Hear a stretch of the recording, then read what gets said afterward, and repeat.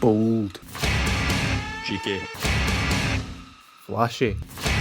Gallus.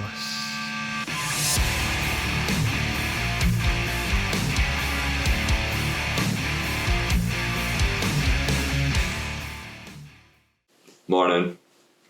Good evening. This afternoon. We got it wrong. We got it wrong twice. Honestly, doesn't really matter. But you know what? It could be evening, afternoon, or morning, depending on when Exactly. or where they are listening to That's this. why I say morning, afternoon, and evening, because That's true. it could be 3 a.m. for all they know. What are you doing at 3 a.m. listening to a Saltburn review? Or any review at that, you should be asleep. Hey, get to your bed. Get to your scratcher. Exactly. Come back when you're up. God damn Aye. it. Listen to this in the morning.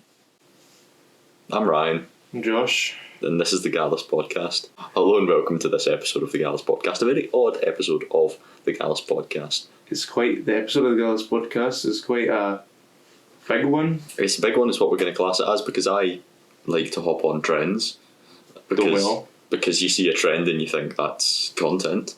And what's the biggest film going around the world for the past, 3-4 months? It's the film Saltburn. Saltburn. Because, well, what the fuck? There will be a lot of swearing in this episode, and we will also be discussing things such as horrible, evil things done by people that, to quote Josh White, need to find Jesus. So, yeah, I'm just going to say that now.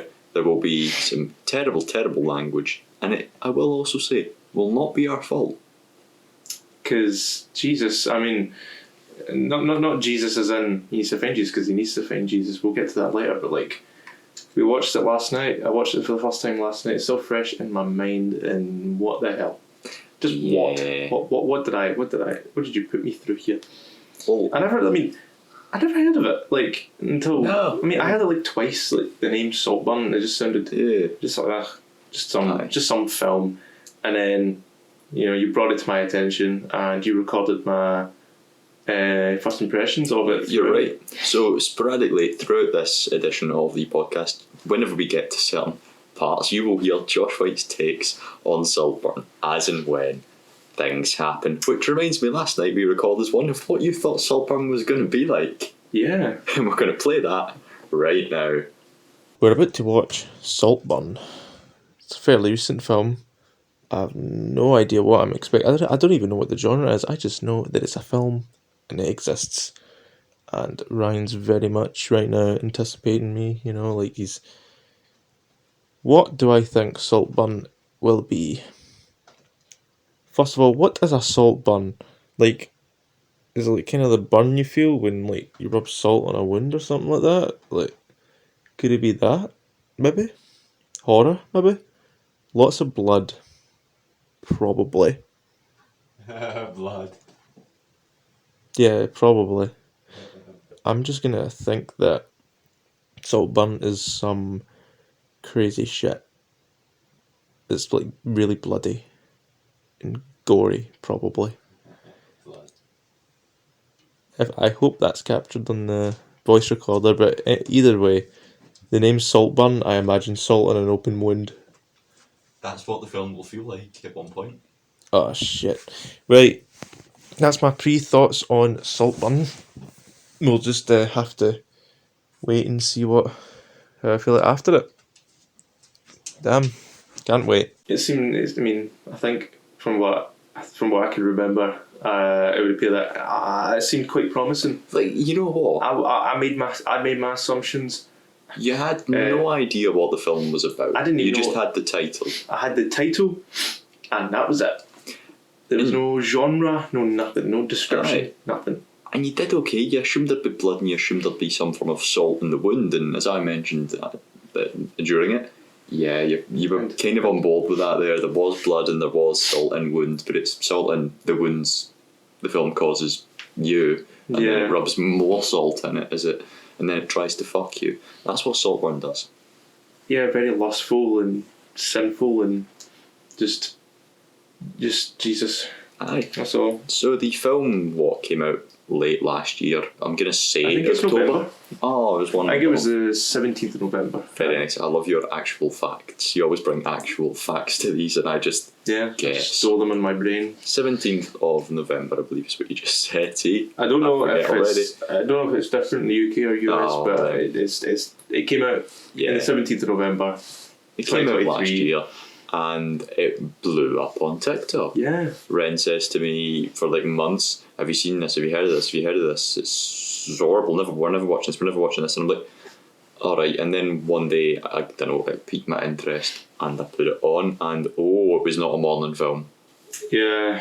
It's. I watched it in the morning once, and I was like, "It's not films in the morning. Me all the time." I don't. And then I was No. like, "Right." Early afternoon at the earliest. I was like, "Right, I'll need to throw a podcast together." So I messaged a few days back Josh White and Callum McKinley and was like, "Shall we?" And then, well, This is what happened. Josh White was my unwinning pawn last night when I forced him to sit through it. What a beautiful film. Visually. Yeah, I was going to say it better be visually because it actually is one of it's an incredibly good looking, Yeah. well filmed film. Yeah, absolutely. Absolutely. Honestly, could go on about it for ages because there was a lot of times where even during important bits, I'm just like, oh, the lighting and Yeah, and all that. the lighting, the colours. composition, It's all in 4:3. you cannot go wrong with it. It was very well done considering they had less screen to work with and they somehow nailed it. It was nicer. You for the first time when you watched it. I didn't watch it in 4:3. I watched it in. I didn't even watch it in 16:9. I watched it in like Some weird full screen. something that was like wrong, like zoomed in, which meant you couldn't see the bottom or top of the screen at all time. Yeah, that was when it first released on the Magic Stick, wasn't it? Yeah, when I first was able to legally source it. Oh, like, it was a weird one because all the hype was about the film and everyone was like, oh, I want to see this, I want to see this, I want to see this, this must be absolutely amazing. I was like, right, you look at the poster, you read the description, it is literally just about a guy who goes to Oxford University. Yeah. That's all it gives you. And I'm like you have to it really has to you need an attention span to keep watching. No, I'm not on board with that. But then I was like, oh, but I like Barry Keoghan and I like Richard E. Grant, and I was like, okay, I'll give it a bow. No.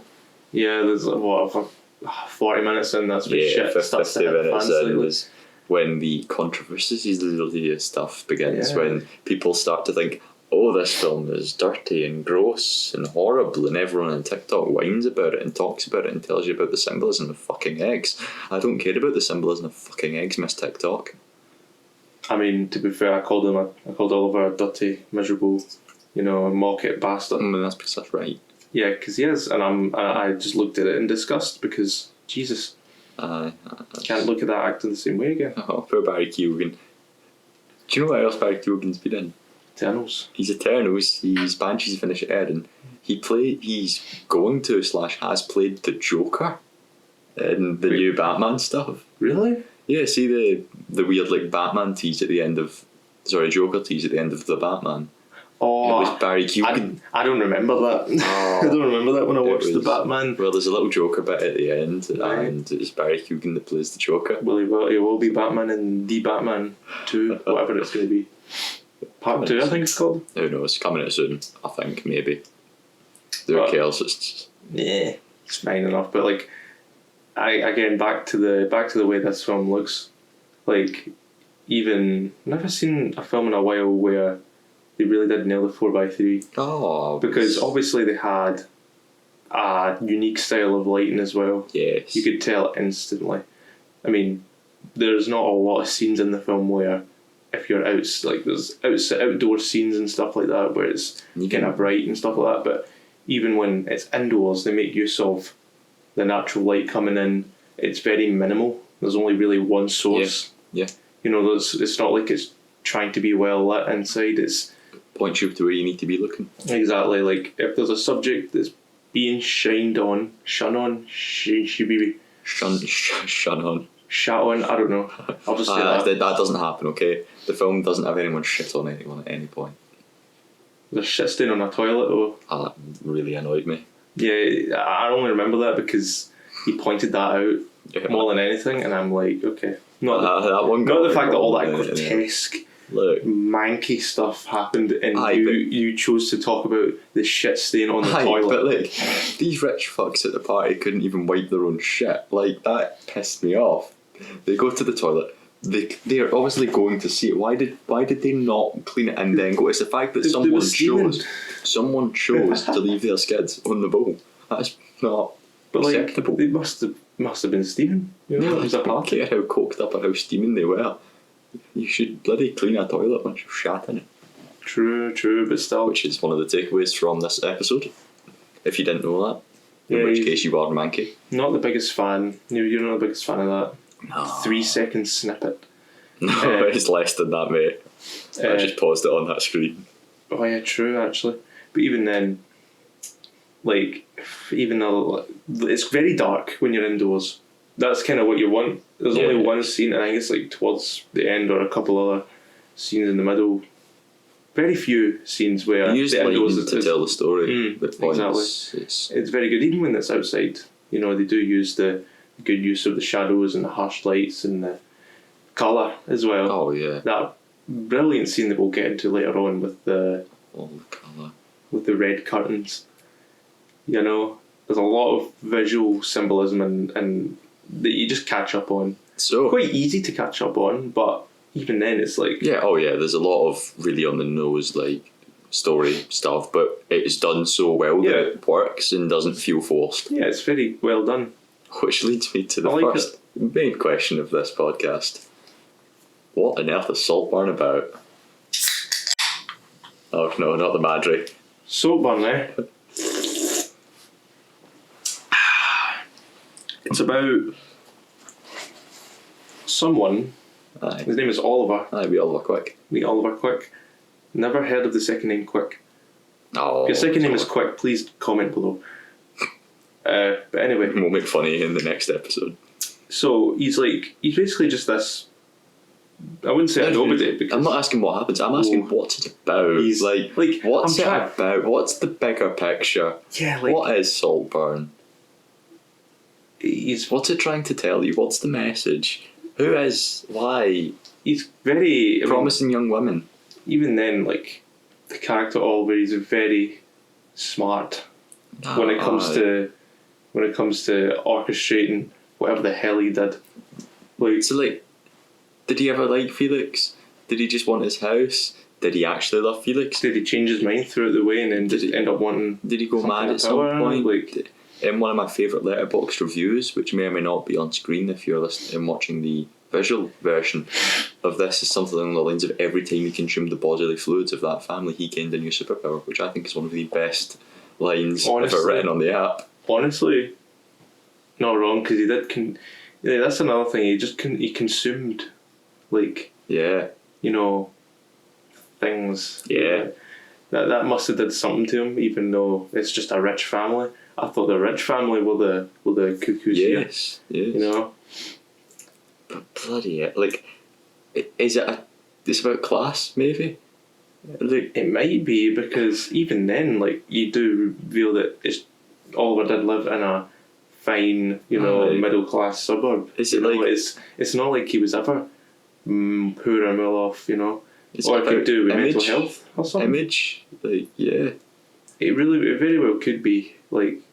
One of the better things I've read about it is to do with style versus substance, which is a conversation that happens very, very early on to the film. Style versus substance. Where they're talking about the essay, and he's talking about how his essay says thus so many times, and he's like, yeah, but you're picking apart the style of my essay and not the content, the substance. And that kind of could sum up the rest of the film. It's all about they've got the big house, they've got the style. Do they have the substance? Not particularly. Oliver wants the style, but he's got the substance. I don't know. It's there's. It's so in depth. What's it about? Whatever. I don't scroll on TikTok. It also doesn't matter. I don't scroll on TikTok, so I've not seen much discussions of it. So much if I did have TikTok, then I would probably have known a couple things. Yeah, some opposing opinions, but I did go on Google reviews. The opinions are split in the middle. Oh yeah, it's literally an average of 3. Yeah. It's like you've got about a lot of 5 stars, a lot of 1 stars, and then you just get 2, 3, and 4 as the same small amount in the middle. It's extremely divided. That is a good film. Then Yeah, it must be like. It has generated a lot of talk, considering it is just a small British film. It would cause a lot of talk for years to come if it's gonna do that. If they just leave the film as it is right now, and if they just leave it up to speculation, despite giving like all of the answers at the end, which I feel like were needed. There's a lot of people that said they don't like the answers, but at the end, when it like reveals his own master plan, did I wish it just kind of left it vague. More vague than it already is. Yeah. We don't know what it's about. It's not about anything. If they just left that vague, it'd have been like, is he mad? And then all of the other questions you have to ask. Oh. I'm glad they did clear some things up at the end. Yeah, but not other important things. What happened to the staff? What happened to the butler? And the way that they did, I'm glad they did it in the way they did. Yeah. Like, not just, like, it was because of like the interview style monologue. I love it. From Oliver from the beginning. I absolutely. And continuing to talk at the end of it. But like, again, what happened to the butler? That's an argument of one of my uni lecturers. Yeah, what happened to Duncan? He's a named character. He was really, really over. He was scary. They kept making reference to him, and then all of a sudden, you don't see him. Yeah, because there was definitely a lot more people in Saltburn, like, other than the family. You can understand that butlers and servants. The staff would have left. True, but you can understand, but like, not Duncan. Duncan's like, he's a named staff. He's an important character. We needed to see what happened to Duncan, but you never do see what happened to Duncan, which led to my uni lecturer, Rachel Starks, coming up with the theory that Duncan was in on it with what's his face, Oliver. Honestly, it was either that or he got killed by Oliver. It's true. He's either in on it and living in Saltburn, or he's dead. Or bribed or something, I don't know. True, he could have been bribed. That is a thing that's, the Saltburn, household has done in the past. What a nice build. They did that in the film once, when James wanted to just get Oliver out of there. Saltburn, after certain events happen. He caused them. The certain events that has been orchestrated through the entire film. He's quite smart about it. I mean, how would he know? I mean, obviously he would know about Felix's existence because he does mention about how popular he is. Everyone loves Felix. Everyone loves Felix. It's true. It's... He must have known, like, how would he have known through, like, before? What he's all about. You don't get those answers. Yeah. Those are answers you don't get. It's incredibly kind of vague like that. So you don't know why he does it, but he just does. Oh. Maybe I'm wrong about certain things, but after watching the film, just kind no of one's right. Yeah. There's not like that. It's mainly just, have you got a better idea than the person you're talking to? It's not. There's no right or wrong. Honestly, true. I mean, I suppose throwing disabled people into the fire is wrong. That's an In-Betweeners joke. I stole. What's your favourite In-Betweeners joke? In-Betweeners? Yeah. I don't know. Oh, there's a really good one I really don't know any. It's a really good one in the In-Betweeners movie 2, which is not a great film. It does have a really good joke in it, where one of the characters, Neil, talks about how he's made a lot of new friends on this app called Grindr. It's just a bunch of nice guys wanting to hang out all the time. It's a good joke. Yeah, just some pals to, It's a joke Jean Ray would steal and use quite frequently at college. Oh, no, I had that one. Yeah, it's a good joke. I had that one, yeah. He's also dressed as Hermione from Harry Potter at the time.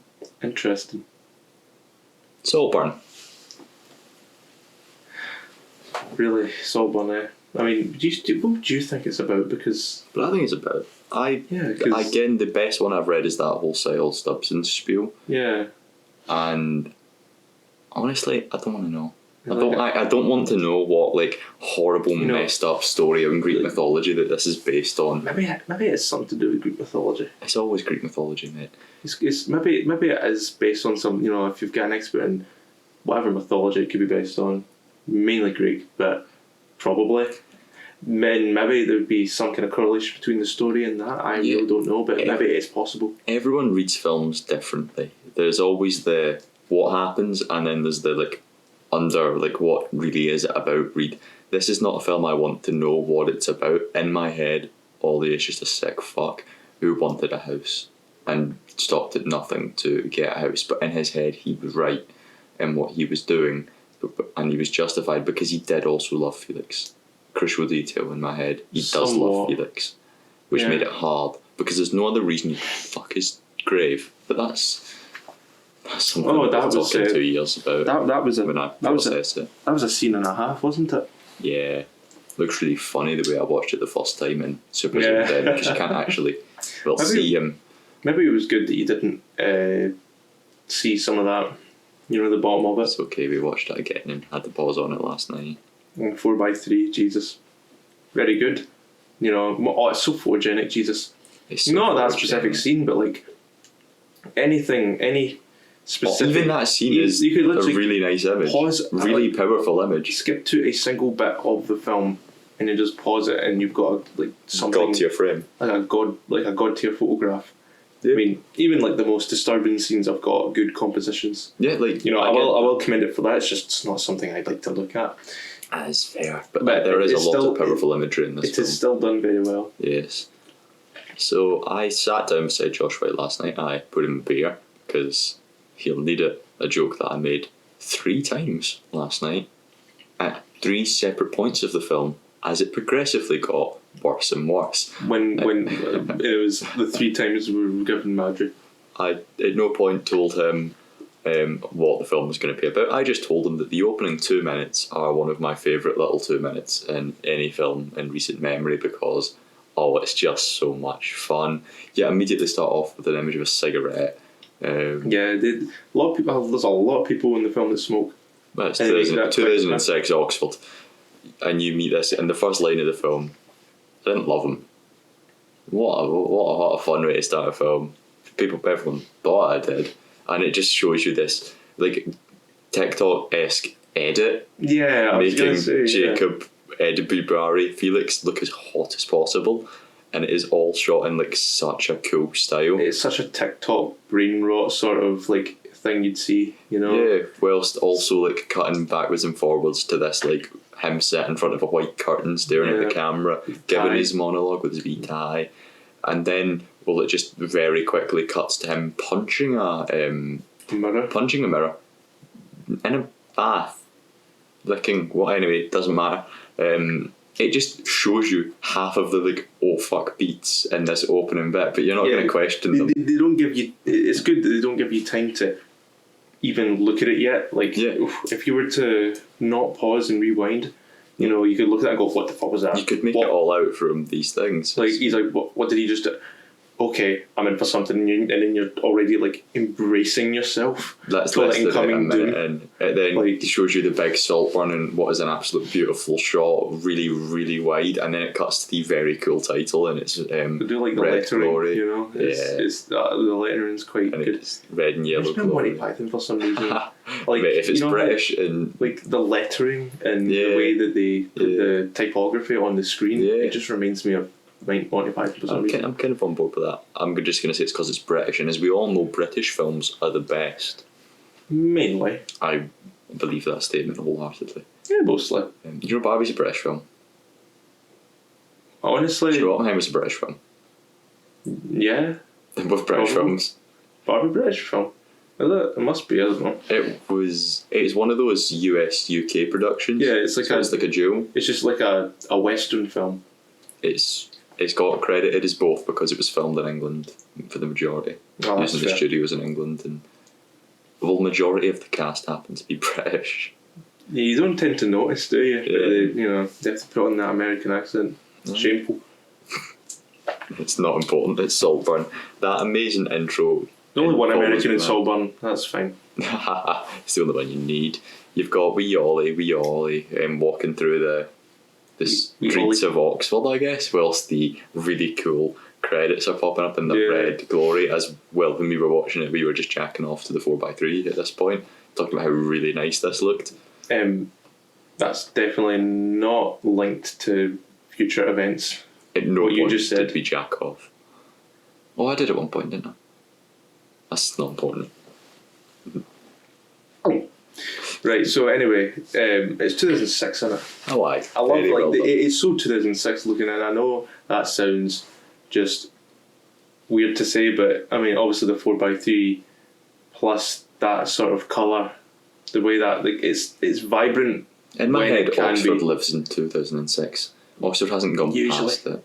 I don't think I've seen Oxford since. Honestly, I wish I could just go back in 2006. I say that as if I can remember. I One. one. I was a little 1 year old. I was between the ages of 0 and 1 years of age, but still, it would have been cool to go back and see what was happening.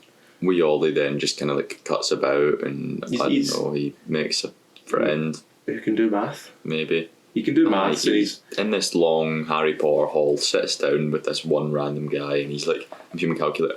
Ask me a fucking sum then. Horrible little guy. screams it. He The needs less we know about this character, and the less we see of this character, the better my enjoyment of this film. And that's when, Ollie's just kind of like looking at Ollie's his boy like- Felix. Ollie's just basically just not really. No. It's quite uneventful. He doesn't fit in. That's really he doesn't fit in, but he's got the placement. He's got the, I guess the he got a scholarship, so exactly. they all paid to be there, whereas he just was smart. And they very much treat him like he is just a smart outsider, and they are the rich fucks that run the joint. Which is Exactly. why it is like, That's why they all It- smoke and drink and yeah. fuck all the time. You know, And also Felix is, average uni life. You know, that kind of thing. so that's when you just kind of like ticks along. You get that scene where he goes and talks to his teacher, and he's like, I've read all 50 of the reading list, and his teacher's like, bloody hell. Farley comes in, a character that we briefly early in Farley, he's the guy that brings up the style versus substance of his essay, which is I think a scene that is only there because it has to be important, and I think it's because it's talking about what the film's about, and also it just sets up Farley as having an American mother, to the later reveal that he's the cousin of Felix, but that's a later part of the film. Yeah, very interesting that. Yeah, and also you can definitely by this point instantly knew there was some kind of pattern, because obviously the line from the windows, all the lights are off, that sort of thing. It brings that mood and atmosphere. This film's a comedy. Yeah, apparently so, but it's not really. There was a couple. I wouldn't say jokes. It was just things that were said. Fucking some then. That's funny. Yeah, I laughed at it. That's a dark comedy, I can tell you that much. It's as much of a comedy as the director's other film, Promising Young Women. Do you know Promising Young Women? No. Oh, Promising Young Women's fun. Maybe there'll be a podcast on that. It's also deadly controversial.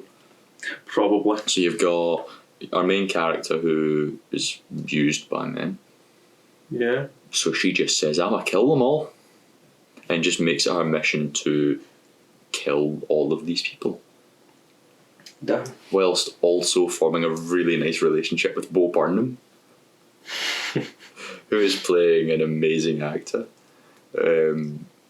It has one of my favourite scenes, one of my favourite jokes in another dark comedy, where I think it's been a while since I've seen the film, but he asks her to marry him, and she says yes, and he just screams at her, I'm gonna buy you a fucking bicycle.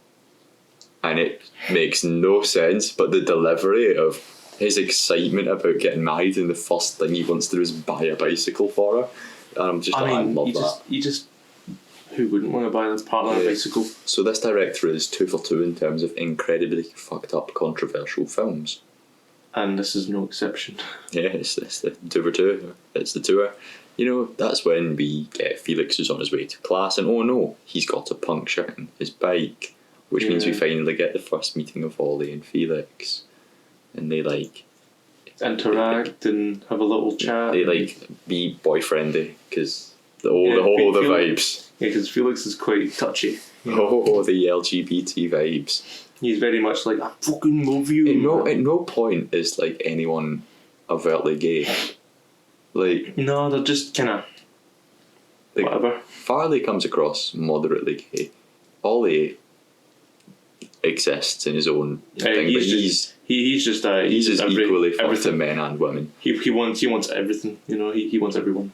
As I'll mention later, I think there's a really fun reason why, and it's a good claim, and I like it. But yeah, so he's like, you take my bike and go to your class, and I'll take yours back. And Felix is like, yeah, and all he's like, I fucking love you, man. You're amazing. Yeah. Yeah. I say that as if he's a Ned, but he's a rich fuck. But I can't really do the impression of a rich fuck who swears. That's true. You know. Bloody Jacob, famed for playing Elvis in Priscilla, famed for playing a character in Euphoria, and for playing one of the love interests in The Kissing Booth. All three of them. Smashing. That's his filmography. It's quite different from the Batman, Banshees, and Eternals. You know, The Kissing Booth 1, 2, and 3. But it's now Saltburn for both. Now Saltburn, yeah. The thing that sticks out like a sore thumb now in his filmography. It will forever be the top, the most popular, the most the most popular for a very long time. It'll get him a lot of work, but it'll also get him not much work, because this is who he is now. Money. People didn't need to make edits of him. The film gave you edits of him. It was literally screaming, post this on TikTok, please. Oh, I want mindless scrollers who don't give a shit about their lives to look at this and go, oh, they're cute, man. It's true. What's this film? Oh, Jesus! It's good. It's good marketing him. I think maybe, possibly. I mean, the first 30 seconds is, so it's now nowadays, like obviously between 2009 or 10 and about last year. It was always just whatever camera, like the best camera, best quality possible. But nowadays, folk are actually turning back to the older mid 2000s, just the tiny little cameras, with a really harsh flash. I love them. That brings like that aesthetic. I love them. The tiny wee Fujis. I bought one the other day. Not like a good high-end mirrorless Fuji, garbage. but it's the tiny wee cute ones that you get for like 50 quid. Yeah, I bought one the other day. Yeah, exactly. It's my new favourite toy. I prefer it to my actual camera. They're very good for that aesthetic that you're going for, and this film pretty much is shot in that. Because I was shooting 4x3 with this aesthetic in mind, so it was nice to see evidence of it being really, really, really well done. So it was pretty much in that style this whole time. And I love it. And so that's pretty much making the audience resonate with it even more. Yeah, absolutely. Because it's very unique. If that was shot in widescreen or with such an Irish it'd be style, alright, but it wouldn't be as bold and striking. Wouldn't be as recognisable. Wouldn't be as fun. That's what makes it stand out. It's why I like it as much as I do, is because it's visually pleasing. I'll keep talking about this, by the way. I'll keep free. talking about how it just looks. It's the best part of the film. It is the best part. Even during the most disturbing bits, I'm like, that looks like a good photo. That's a good photo. But at least it's nice looking.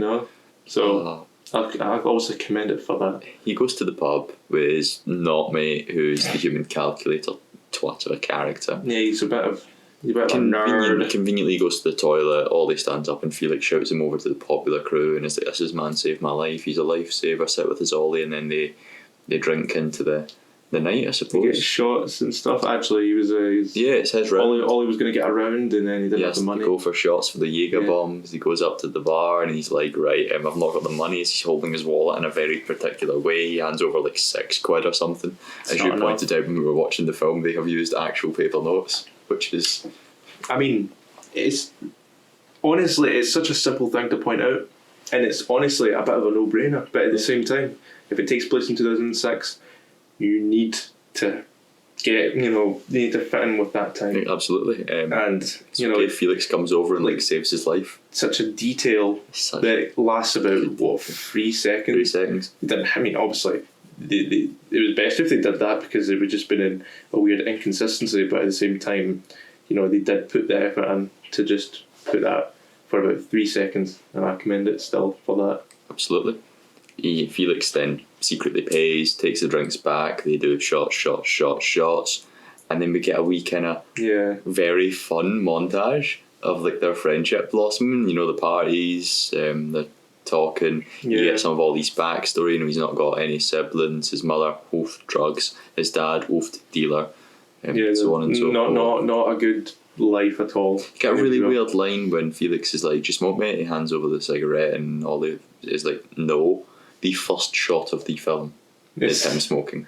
Yeah, that is the first shot of the film. That is the first little hint that something is up. And I noticed that it was pretty much straight after I seen that. I'm like, okay, what's he up to? It's the first little thing. My suspicions were growing, but they weren't concrete yet. That's why I was still like, I'm optimistic for what's happening, and then I go, oh Jesus. Oh, I meant another hint for what may or may not be happening is when he like watches Felix get off with a woman through his window.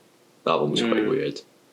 Yeah. I'm sure it's fine. I'm sure it's Felix is the popular one who gets all the bitches, but not him. You find out Farley is Felix's cousin, and they live together in a big joint called Saltburn. You learn a lot about Saltburn, the rich castle, you know. Then, for some reason, some lady isn't up with Ollie coming to a party, so Felix goes to this party without him. Ollie returns to the flat, necks on with some random lady who was looking for Felix. They're making out. And then she just exits. Well, that's because she's like, do you think it'll make him jealous? And Ollie just goes, I don't think it'll even register, because fair enough. And she just fucks off, and Ollie just sits back, keeps drinking, then you cut to vomit. Yeah, he whited everywhere on the mirror, on his toothpaste, on his toothbrush. I think they used the new Colgate packaging as well. He did point that one out, and I was like, that's something else. Because it's got the picture of the family on it. You know they tried. Protection. You know they tried. Tut tut tut. They just couldn't. Also, I missed the very weird thing that I think is a joke, but when like Felix is laid there shirtless and he's like, I'm so hot, and Ollie just looks at him and goes, you are. It's like, that just happens. I mean, it's meant to be, I guess it's meant to be a flirting thing, but I think it's meant to just be him saying, yeah, it's warm, you are hot. It's another, his delivery is, it's another one of those, it's another one of those, it's up to your own interpretation sort of things. Like, you'll have an entire, like, you can go on TikTok right now, a 50 comment drop, like on a comment section about what did he mean by that? Did that mean that he was very attractive? They don't sound like that. They don't sound like that. They sound more like women. Or a pretentious film. No, critic. Pretentious film critic would think Saltburn is shit. Maybe. Because I don't TikTok like it. I don't tend to read critical, like critic reviews. I dabble. I think they'd like it. Yeah, I think they think it's fine. It's not like amazing. I don't think it has any Oscar like nominations. No, I don't think so. I mean, no one. I've not heard anything about it. I mean, it should for cinematography. Oh yeah, definitely. Like, set design. Honestly, I like my respect for a film goes up instantly when they act like the story that can be up to, you know, whoever does it. But see the actual filming it. And the style of it, that should be like its own separate department. It is its own separate department. It is, but like they do tend to just really mingle with each other, you know. This is totally separate. Margot Robbie produced this film. It's just one of those things that sometimes you have to say. We just sort of saw that and we're like, that's quite funny. Of course she did. She does a lot. 2023 was some year for her, eh? My favourite cast member of About Time, not named Richard E. Grant, we'll get to him. Both films that, well, she probably did more films that year, but like, at least two of them that took the world by storm. Hey, she won a Grammy, well, Billie Eilish won a Grammy for What I'm Made Of last night. Oh, right. One of the songs from Barbie. She won two, I think. I suppose. Boy Genius won a fair few Grammys, so I'm just quite happy. But that's smashing. That's a side tangent and a half. He's like ba da ba da ba ba da ba da. He gets a phone call from his mum. Oh no, his dad's deed. Too late. Your dad's deed. He snaps his neck on the pavement. Yeah, he talks to Felix, and Felix is like, "Oh, drug overdose or something." You can't do your exams, and I was like, I'm never going home, I'm doing my exams. I can't afford to not do my exams. Ollie does his exam. I get one of my favourite shots in the film, which is everyone coming out, the confetti covering like the camera, because it's really hard to do that. You know, they don't just use fans and blow it up. Anyway, it's done very well. It was an in-joke.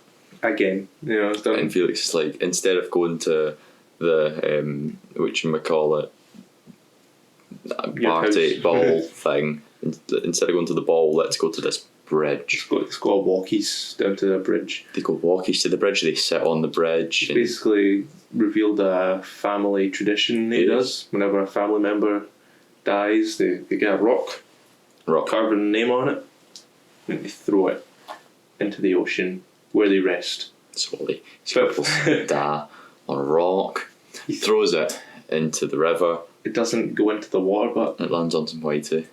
I mean, even then, it's like I didn't really.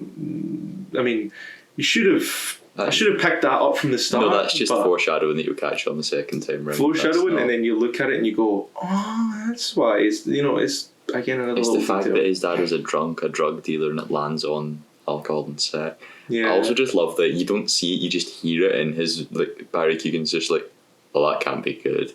And he's like, "Oh fuck!" And then it shows you. Then they just kind of sit, and he's like, "So what do you think? You go home when school's finished?" And again, he's like, "Nah, he's never going home. I'm never going home." Come with me then. He's like, "Yeah, come with me. Come stay at Saltburn."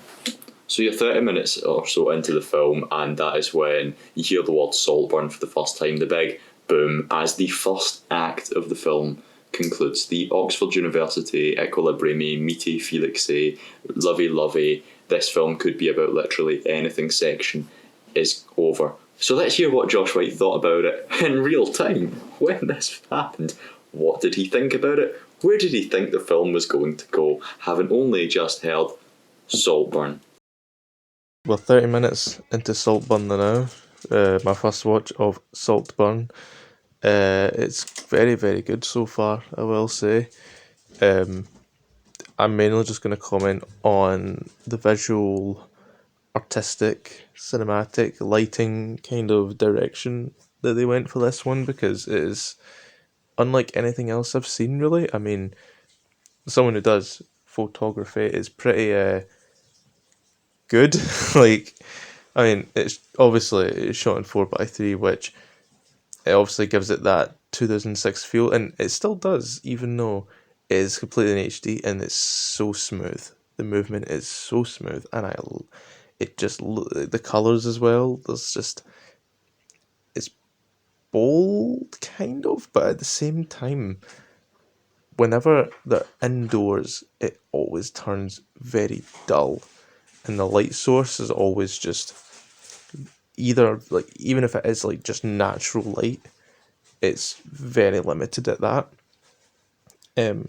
Obviously sets a mood up, gets to focus on the characters a lot. There's very little moments where it's just broad daylight where they're just doing happy stuff, It's pretty hard to explain, but I love the way it is filmed, really. The amount of effort they put in to actually give it that mid-2000s feel. 4:3 is brilliant, even though they wouldn't have, obviously, got less screen to work with, but they somehow are nailing it so far. All is very well, and acting's very good as well. But I literally, sometimes I just tend to zone out and just look at the composition. That's another thing. Story's great so far, but at the same time, I'm just looking at it and that looks good, that looks good, that looks good, that looks good. Just my photographic eyes very much working overtime, just admiring the look of this. And yeah, that's 30 minutes into Saltburn now. I still don't know how this is going to end or turn or whatever, but... What do you think is going to happen? Have you heard the film Ready or Not? I say that as I sip my pint. I know Ready or Not. Yeah, if you know Ready or Not, then you'll know what I mean. It's just when I imagine couples and then Rich families. Rich families, big fuck off castle. It just... The rich are evil. Somewhat is just... gives it that vibe. So that's my take on Saltburn now, and my future prediction. And I'll get back to you once we're either halfway through or finished. But yeah, Saltburn. So it's not going to be ready or not. I mean, I wouldn't say I nailed it, but at the same time, there's some similarities that, like, you could just, it's ready or not, but it's kind of switched the other way around. You know, it's like I was on that right direction. Big fancy house, let's kill the rich because the rich are weird. But also, fucking hell. Yeah. I mean, at the same time, I mean, majority they all die at the end anyway. Both. Oh wait, we'll mention them when we mention that. But at the same time, Fucking hell. there is some similarities, and it gave me those vibes, you know. So you get a house tour. Felix is like, oop doop doop doop, Ollie, this is my house. Rich people houses scare me. Through all of the really make that apparent. the walls and Saltburn, and it merely takes a few seconds for one of the most fucked lines in the films. Yeah, I accidentally fingered my cousin on that there. How did you do that, Felix? How do you accidentally finger your cousin? That's weird. That's one of the most fucked up things in the film. Because that's his cousin. Well, who was Farley? Exactly. It couldn't be Farley. Like, accidentally finger your cousin? Like, that's fucked. Accidentally. That is fucked.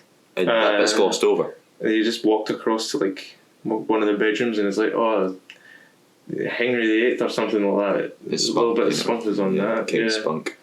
It's a good bit. And then he's like, we're sharing a bathroom because otherwise you'd be the other end of the building at this point. First time watch, Ryan is like, there's Chekhov's bathroom.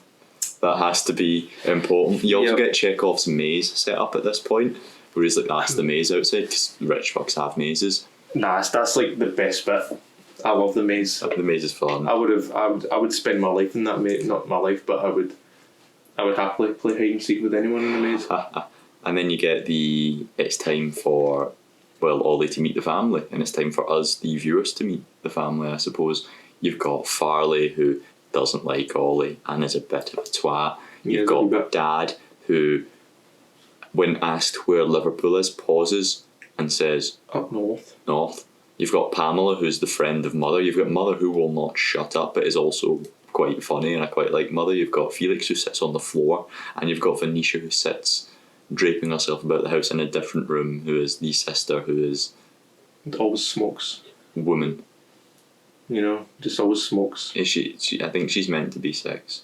Yeah, she's meant to just like be the lustful character that stands out and is like... That is what she is described as, like, having a lust issue at some point. Anyway, this rich family, they're all sat together watching Superbad. Mental instability. Which is a really funny bit. They're just watching Superbad for some reason. I was expecting them to be, reading out Shakespeare, or like, Kane. like charades, like, but with like only books. Style, substance, mate. Style. Yeah. They've got the style, the substance. They're a bunch of twats. They are a bit. Whereas Ollie is the pretentious fuck who knows the Shakespeare. True. Style versus substance again. I think. I don't know. It's a weird film. Shakespeare's portfolio's in that That's true as well. That's true. But I don't think Ollie ever bats an eyelid at that. There's a good bit, I believe, when he starts talking about this one particular bowl. This is way later on in the film, and he recognises the designer. And his dad, Richard E. Grant, is like, "Oh, that's mighty impressive. How did you do that?" He's like, "Oh, I love this work. I've just never seen one in person." But whereas there's a shot earlier on of him reading a book that he found in the house about Z thing. So did he ever know that, or did he just read that to seem impressive? Who knows? The film's fucking weird. Memorised it anyway. Yeah. Impressive. So Ollie meets the entire family and Pamela. Yeah, they all seem quite welcoming so far. I'm trying to remember Mum's name. I'm just gonna call her Mum. Elsbeth. I knew there was some weird name. Esblith or Elsbeth. Yeah, she seems really. They all seem quite welcoming and eccentric, despite the fact that they're, it subverts your expectations a lot. You just expect a couple of, as I keep saying, rich fucks, and then boom, there you go. Just not an average family, not a good functional looking family, but a family nonetheless. We also get to meet the butlers. Yes. Duncan at the very front entrance, he's quite intimidating. Reminded me of the Oppenheimer guy. I haven't seen Oppenheimer, but he just kind of gave me those kind of vibes from him. No idea. Neither the way. He's quite just intimidating nonetheless, and all of us just sitting there. Even he's like shitting a brick because they've got guards everywhere, and breakfast is done. Even lunch and dinner is very strict. Suits for him. Yeah, they have to dress appropriately as if it's a dinner. Out for every dinner ever, and they can just go out and pick lunch and all that, and it's quite quiet as well. There's a breakfast quite scene quite uncomfortable. It's a really uncomfortable breakfast scene where Oliver just kind of like sat there and he's like, I'll take this. Robertson like goes on the side, and then he's like, and then he's like, except from the eggs, and he's like, I'll take these eggs fried, please, after asking for a full English, which is not what the rich call it. There's a little bit of class for you. What is it they could call it? A continental or something? Or something I would like that. some toast and beans and sausage. Yeah, I saw a TikTok rant once sent to me by Ren, basically just being like, this scene, and I'm like, fuck this scene. There's a good bit when he gets runny eggs, and he's like, sorry, I can't eat runny eggs. They make me feel ill. There's a great letterbox review by Ao Edeberry, star of the film Bottoms, and she's like, man does all that and can't even eat runny eggs. It's a good review. He drinks period and then it refuses to eat runny eggs. He drinks other assorted humanly bodily fluids, but doesn't like runny eggs. Yeah. That must mean something as well. Montage time. It's time for him to like cut about and get some of that rich lifestyle. He's walking by the field, and is that a naked Venetia, a naked Felix, and a naked Farley? Oh no, you're not allowed to wear clothes in the field. I guess it's time for Ollie to take his. Fuck, he's got a big dick. Rich person activities. Yeah, he's got a big dick. You don't see his dick. They heavily imply he's got a large dick. Oh, what a plot twist! Then they talk about Hermione, Ron, and Harry having a threesome by the pool. They play tennis in suits, which really pissed me off. Why are they in suits? They drink wine and champagne. It's very, very exciting. It's very, very nice. It's very peaceful without the bollock naked activities. It's true. You learn a bit more about Pamela being, full of stuff. Like, Pamela is the friend of her, and she's going through some abusive, drug-related relationship or something. She's staying there until she gets her act together. She might be moving away. She thinks she's moving. Oh, that's really, really nice. Convenient as well. Yeah, it's really, really nice. Convenient. Anyway, it's been a long day. Lots has happened, and when you have a long day, you need to relax. Oh dear.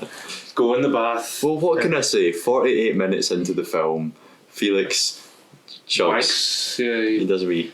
He does it right. It's as if he wanted Oliver to see that. It's as if he just wanted him to see that.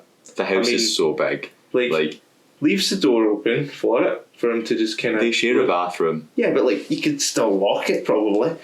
Why would you do that? He's rich as fuck. And then he just, they've seen each other naked. The naked thing's not a deal in this place. They'll walk about naked all they want. But still, I honestly don't think see if Oliver was to walk in whilst he was doing it, I don't think Felix would have batted an eyelid.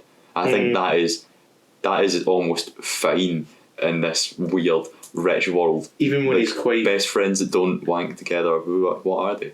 Even when he's quite vocal, I could say Felix. Yeah, I feel like that's fine. He was quite vocal about what he was doing. Yeah. Making noises and such. That's probably just a rich people thing. Yeah, exactly. So Oliver's just watching, and then he has to go in to brush his wee teeth, and Felix is like, "Night, mate," and that's when the first major scene that a lot of people freak out at occurs. That's when a lot of people decide this film is weird. This film is going places I did not ever foresee it going. It does not involve a cult family hunting down and stalking Oliver, trying to kill him. It involves a one-man cult.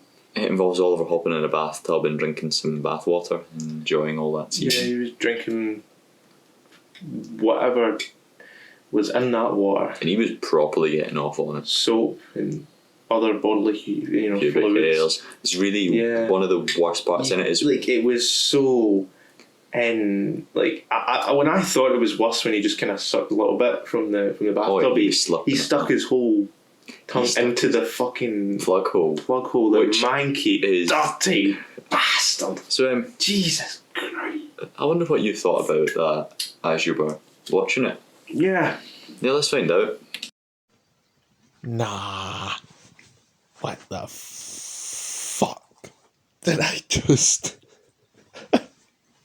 We're 50 minutes into Saltburn, and I just witnessed... What's his name again? Oliver, yeah. He was... Oh my god. It was the bathtub with the other guy was... he was relieving himself, and then Oliver went to the room, and as the bath was draining, he started to... Oh my god. Dirty, fucking manky, skanky, mocket bastard. Why would you... Nah. It's just... That wasn't my... Nope. Checking in with Josh. Right, what do you think will happen next? Well... The entire film has just opened itself up to whatever it could be. Just... Jesus Christ, what the fuck? Dirty bastard. Do you still feel the same way? I'm thinking about it now, and I'm just like, that facial expression that I've got on right now. Yeah. It's just kind of scrunched up in disgust. Yeah. I mean, doesn't mean the film's bad or nothing like that. It's not like a particularly bad thing. It's more of a, right, this film is very different now. Mm-hmm. This is like the moment. Obviously, there was hints from the past 50 minutes that point towards something being up, something strange going on with Oliver, but you just can't really put your finger on it. And now it just straight up tells you, yeah, he's off his head. He's definitely in love with Felix. He's almost too in love with Felix. Yeah, he wants to be Felix. But also, this scene isn't that bad. He wants Felix inside him. It's true. He wants literally. He wants a daycare centre built inside of him. Literally. Fuck. But it's mad that this scene is timid. So we then go outside and... Yeah, this is tame compared to what we're going to look at later on. Yeah, cute. He's talking to the mother. The mother is like, what's her face? Venetia has the fingers for pudding. I believe that one's bulimia. The eating disorder, and how she has always been just seen as a sex icon, pretty much. Always fucking... Mental health issues as well. That sort of mental thing. Health stuff. That'll be she was important for 14, which is it's a painful conversation. Then they start talking about how, and Oliver basically says a line that arguably freaked me out more the first time I watched this in the bathtub stuff. She's like, it's no wonder after the mum says she used to be a lesbian, but that's it's not an important detail. Oliver goes, but you would be into like quite a sexual person if you had you for a mother because you're just so fucking beautiful, which is paraphrasing, but also fuck, that was a weird line. Then they start then he's like, Pamela's gone.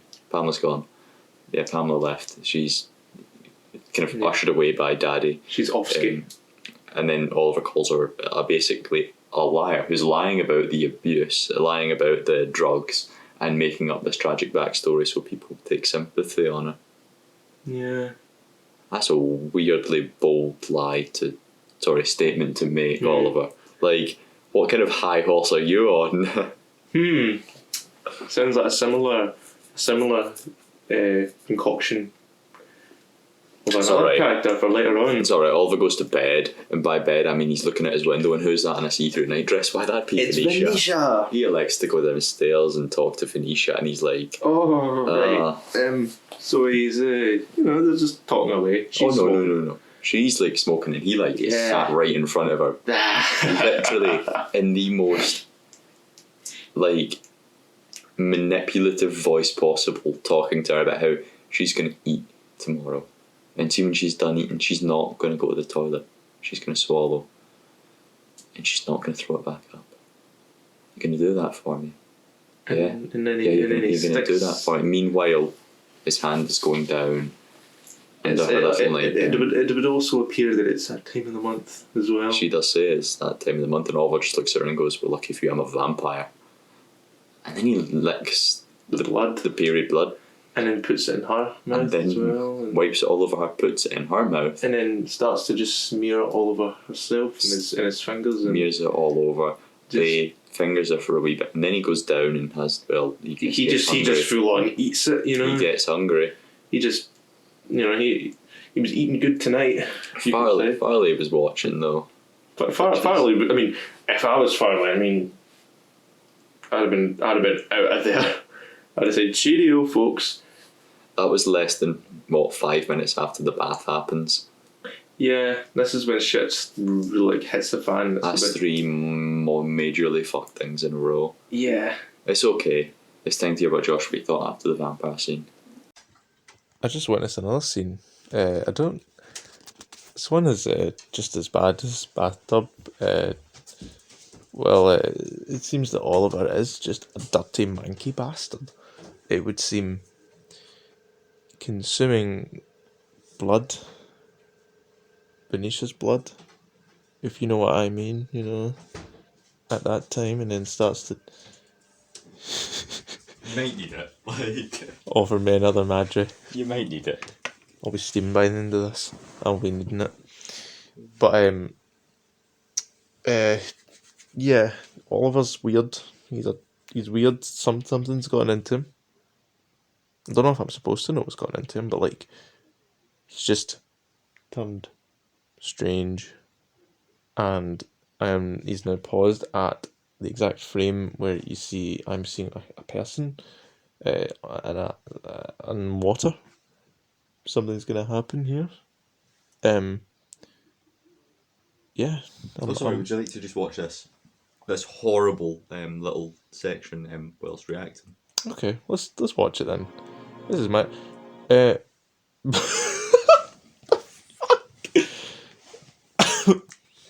That's our beer blood. Nah. That's our beer blood. I didn't know that was Ollie. Wow, but nah, Jesus. Right. Let's continue. Let's go straight forward. Let's go.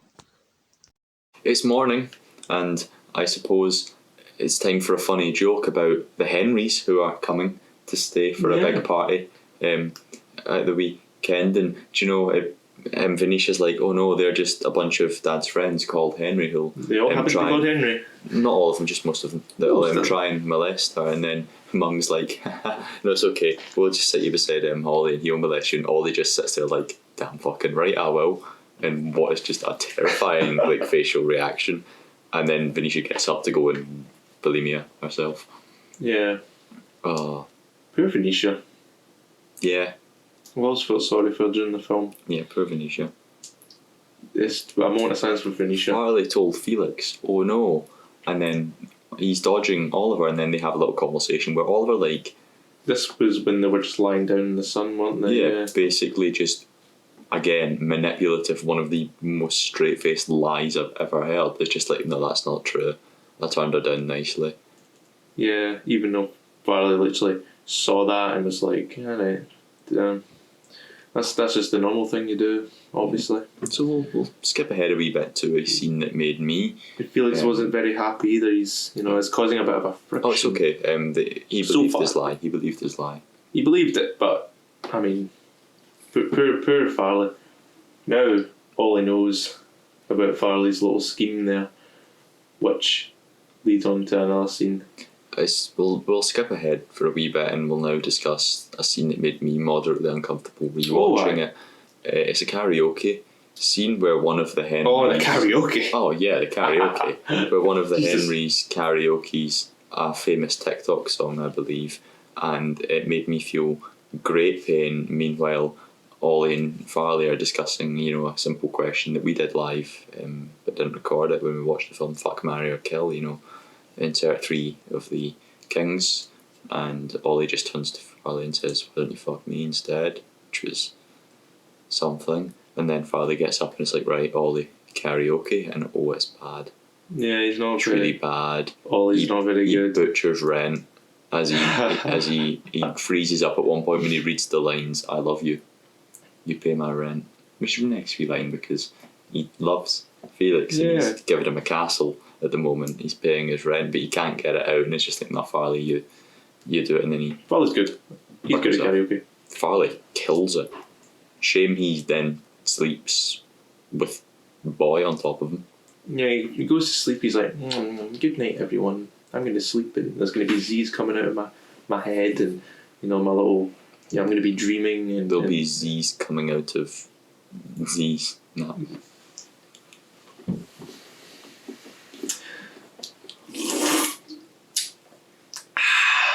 I'll just take a over-exaggerated sip out of my monster. Either way, we have a scene that occurs where he wakes up with a certain Ollie on top of him, Mounting on top of him, yes. and this is where another weird, disturbing scene happens where Ryan's demonstrating with the chair. He hand jobs him. Pick up the chair. That's what you No, did there. he hand jobs. Ollie hand jobs Farley whilst saying, Yeah. "Why did you tell Felix? Why did you tell Felix?" Of course, Farley had to, he had to moan there, and he also had to. You could hear it. You could actually hear it. I think, hear the bodily noises. Oh, Are you going to be a good boy now, Farley? Are you going to behave? Are you going to behave now, Farley? Says Ollie before getting up and, scene ends. Did he lead Farley to everywhere, or was it just a? No, he just. Was it just a slight kind of? This is very uncomfortable. Oh, it's a deeply uncomfortable scene. Yeah. I would say it's more uncomfortable than bathtub scene, at least. But with the bathtub scene, my reaction to that was just, I was most shocked at the bathtub scene simply because it comes out of nowhere. it was right at your face. That's like the first shock factor. Yeah, that's when it completely takes a twist. That's like the shock factor of it. It shocks you. Like any other like of the last 3, sexual encounters could have been the first scene. It would have shocked you just as much. And then the other 2 seemed a bit tamer to you, even though they're all just as bad as each other. So it really does set you up for the next. Like the bathtub scene does set you up for the next couple of events. It's here where the argument about Ollie takes the point I was going to make earlier. He uses sex as a weapon. Mm-hmm. Yeah. The rich, they can use money to pay off people who won't talk about it. They'll use bribes, but Ollie doesn't have money to bribe He has quite people. the psychological expertise. His sister's not exactly going to say, "This happened last night." Yeah. She's just going to obey whatever Ollie said out of fear. Farley's not exactly going to go around and say, "Ollie, touch him up." He uses it as almost violence. It's not. It doesn't seem like it's pleasure for him. It seems like it's an attack. Yeah, it's He's like doing it's a threat. Yeah, he's like making people feel their most vulnerable and uncomfortable. Yeah, they're most fragile when they're Except when it's with aroused. Felix. When it's with Felix, it seems to be like he's getting off on it. But when it's with other people, it's violence. It's not pleasure for everyone No, else. it is. He's using it to gain the only power he can take over these people in that time because he has no power in the situation, but he can grab it through his sexual acts. Anyway, Farley apparently That mixed with his like really dominant voices, like during these encounters, that's when you do find out that he's very good at manipulation and it's a psychological expertise there, and it plays a major role into someone's death later on as well, which is fucking depressing. Yeah. Like it's one of the most like, I know there's deaths in this later on in this film, but a certain someone's death in a bathtub is probably the saddest one for me because of how Oliver goes about it. Yeah. That we will talk about them all, but I'll highlight the one that I think is the saddest later on. Farley sent a dodgy email, got basically saying something. Don't really know. Didn't really. Is this the one? Is this the one where it's like he was about to get kicked out because he was selling? He got kicked out. Selling James one of James's stuff or something like that, like to make money or whatever it was. Or was it? Yeah, he was accused of stealing something. Yeah, either stealing something or trying like to that. sell. He's accused of stealing something, sent an email, but it all got back to the father. He got kicked out of Saltburn, basically, and that's him gone for a spell. And that he relatively eases off for a bit. You get a few more scenes of Felix and Ollie having some little discussions before its birthday, because he's getting a giant party. Ollie's getting a giant party for his birthday. 100, if you get 200 people, and it's going to be themed around Midsummer's Night Dream. If you're getting a bloody birthday party in Saltburn, who best prepare? Yeah, it's going to be chaos. And I know nothing of Midsummer's Night Dream, but I can almost guarantee you that their costumes that they wear will be highly symbolic, because they're already symbolic in a different way. But first, before the party, it's time for a road trip. It's time for Ollie's birthday present from Felix. A road trip where they sing Mr. Brightside really, really loudly. Cause Mr. Brightside. You do seem very happy. No, is that a sign for Prescott? Oh, they're going to, Ollie seems very protective now. He's like, well, turn back, please. Don't take me to my mother's place. Don't do it, please. And Felix somehow just, I guess, wants to find something out. Just something as simple as that. And then they happen to find a very nice, well-off neighbourhood. With a nice house, nice car, nice driveway, very clean, very well established. And there's at his door, and there's Ollie's mother. She seems quite not drugged. Yeah, not drugged up. I mean, even when I looked at her, I was like, "Is that the one who was supposed to be on drugs?" She doesn't seem like it, but I still had that sort of thought in my head. Maybe she is, but maybe she's turned a new coin. But she doesn't. She looks like she's never touched a drug either. So I do like how that manipulation from Oliver, it reflects onto the viewer as well, because you do tend to be like, in this scene at least, I was like, is he lying? Yeah, or has he turned a coin? Or is Ollie just a big fat liar? So you still had that doubt in your mind. Oh, and then his mum says, yeah, your dad Jeff's just in the back, and that's when you just went, Dad? Dad, yeah. You just verbally said Dad. I'm like, what? Okay. It's such a tidy, nice place. And then you cut to them sat, Dad's alive, Mum's not a druggie, Mum's never been a druggie. They made spag ball. And Ollie's got some sisters. He's the top scholar in Oxford. He's in the rowing team. He does plays. He's got so much going for him. Which may or may not also be lies. Does he also lie to his parents? What did he say to his parents to let them know that he was with Felix? He was using all of those as the excuse. Anyway, that's when you realise that the lies have not only been going one way, but been going both ways. So he's been lying to Felix, but he's also been heavily lying to his parents. And you know what? He spends the entire film lying to himself. Yeah. It's almost like he's trying to convince himself he doesn't love Felix when he definitely does. It's like he's incapable of, because he does say both.